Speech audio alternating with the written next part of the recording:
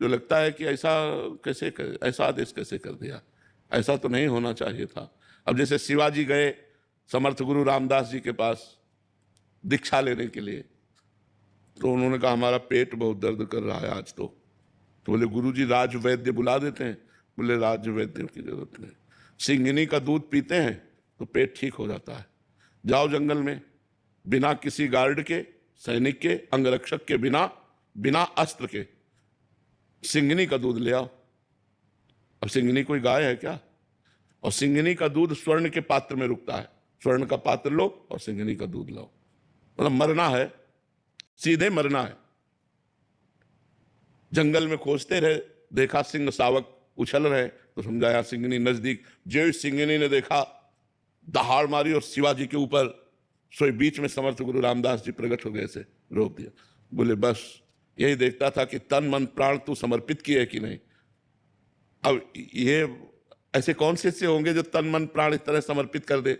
एक दिन श्री रामानंदाचार्य जी महाराज अपने शिष्यों की मंडली के साथ विचरण कर रहे थे, तो एक जंगल में रुके, तो वहां कुआं था, कुआं से पानी ठाकुर सेवा के लिए लाना था।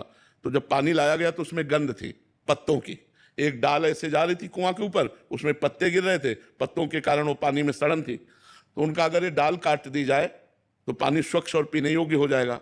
सब शिष्यों से कहा डाल इतनी ही काटो जितनी कुएं के पास है। तो उनका महाराज अगर डाल में चढ़ के गए तो इधर बैठना पड़ेगा और वो डाल के नीचे सीधे कुआं है, और उतनी ही अगर काटी गई तो काटने वाला कुएं में चला जाएगा। बोले हमसे इतना मतलब नहीं।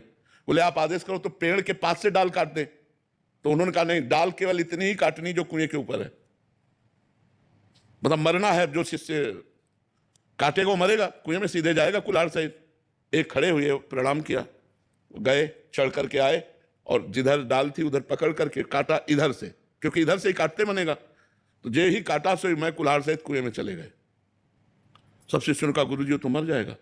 बोले हमारा काम था कुएं से डाल हटानी, अब वो कट गई है, तुम डाल निकालो, लेकिन थोड़ी देर रुक जाओ। बोले गुरुजी थोड़ी देर रुक जाएंगे तो मर जाएगा। बोले नहीं, अब थोड़ी देर रुक जाओ। अब सब शांत बैठे।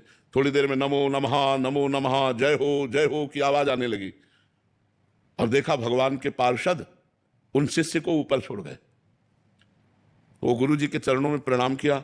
बोले कहो क्या हाल चाल है? बोले गुरुजी जे ही कुएं में गिरे ते भगवान राम जी के पार्षद आए, हमें साकेत धाम ले गए और वहां दर्शन कराया सिया राम जी के, और ये प्रसाद दिया है आपको। अब सब शिष्य लालायित हो गए। तो अब उनमें एक ही खड़ा हुआ था प्राण देने वाला।